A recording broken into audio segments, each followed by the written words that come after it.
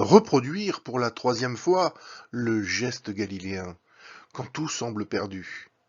Le point fixe quantique, impossible. Depuis 1632, la science moderne est le seul langage à comprendre celui de la nature et capable de conduire le monde. À mesure qu'elle découvrait les dimensions cachées de l'infiniment petit, ses outils classiques et le cadre formel des trois expériences de relativité devenaient inadaptés. Après la mort d'Albert Einstein en 1955, sa logique du réel était devenue incompatible et un obstacle aux idées de la totalité de la communauté scientifique mondiale, ainsi qu'aux possibilités infinies des nouvelles technologies et du numérique issus de l'inframonde.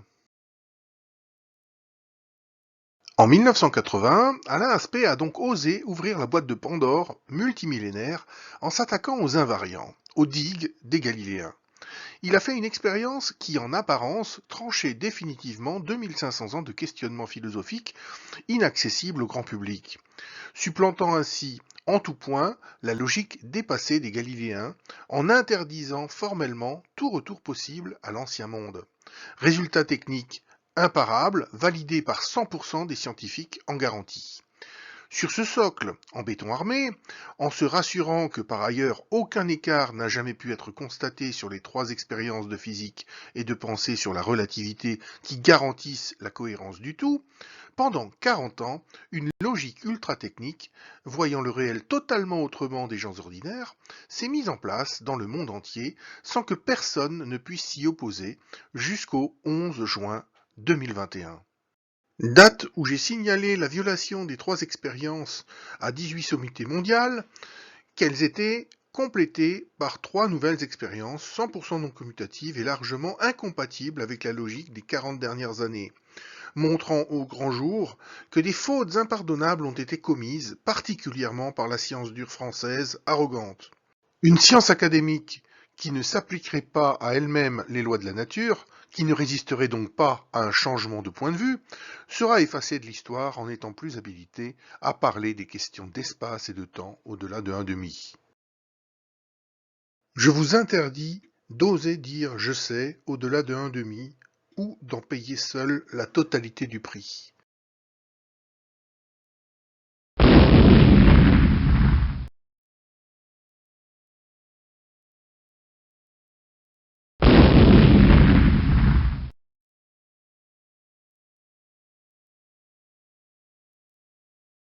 Violer les plis du vide au-delà de 0,5, traquer l'intimité vitale du vivant, devient un crime. Bonus philosophique. La science dure et les candides peuvent-ils apprendre, prendre conscience en même temps?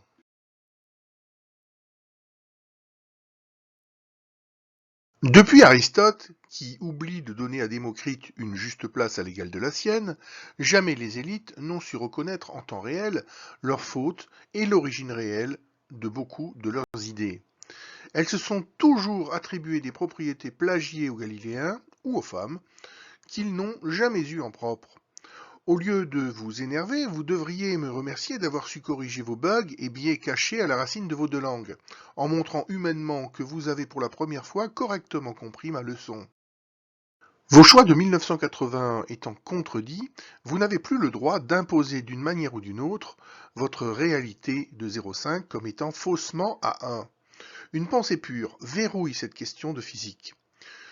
En laissant le peuple demander la mort du nouvel esprit socratique, sans l'aider, cela validerait le fait que l'humanité et vous n'avez strictement rien appris en 2500 ans.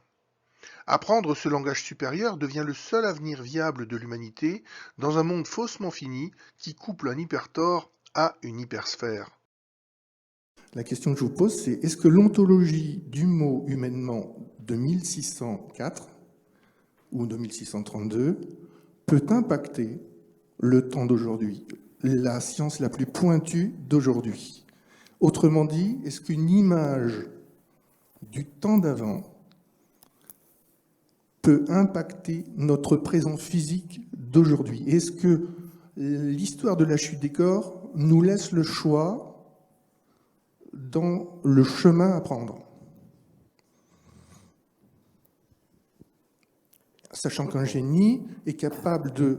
Vous disiez qu'on ne peut pas revivre un instant du passé, mais les 5 génies de la chute des corps sont les seuls, en tout cas les 3 Galiléens, à être capables de prendre un ascenseur dans le sens inverse, de déconstruire par équivalence l'idée du passé et de reconstruire un monde qui tient la route sans rien casser à aucun langage, ni philosophique, ni physique, ni ordinaire.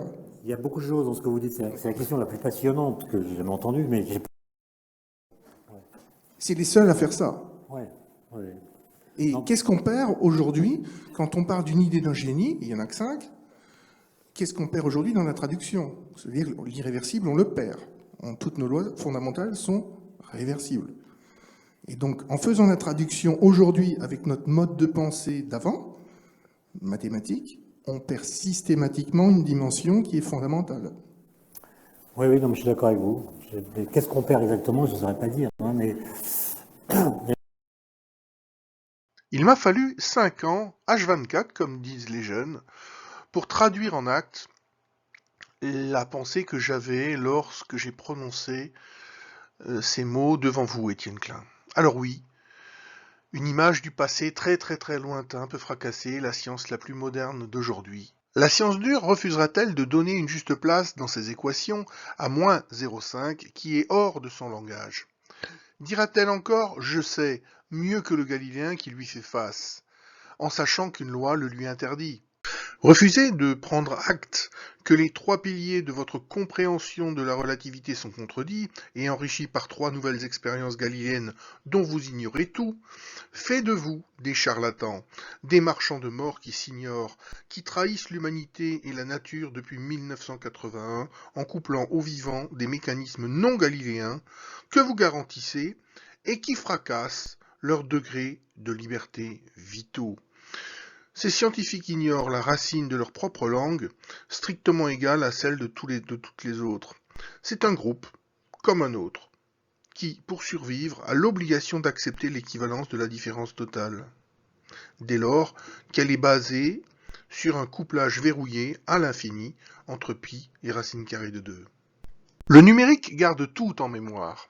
Qui a dit quoi, alerté, et qui n'a rien fait en sachant. And the winner is Albert Einstein. Le Galiléen qui obligea la science à ne plus dire « je sais » au-delà de 1/2.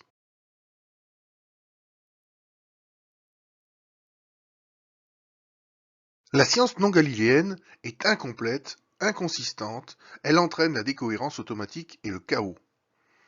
Deuxièmement, toute langue, pays, personne physique ou morale de premier plan prétendant imposer sa pensée aux autres, n'ayant pas à minima les propriétés des ronds carrés, est une dictature qui casse des superpositions d'États et fait perdre des degrés de liberté vitaux aux vivants. Cette loi de la nature tue la logique binaire des 0 et des 1, interdit le vrai-faux du numérique, la duplication, des états de droit, du langage juridique et contractuel actuel. Elle impose la violation possible du principe du tiers exclu et celui de non-contradiction à l'égal de toutes les autres réalités à 0,5, en une antiparticule à moins 0,5. Toutes choses restant strictement 100% égales et 100% différentes par ailleurs, après transformation et accélération.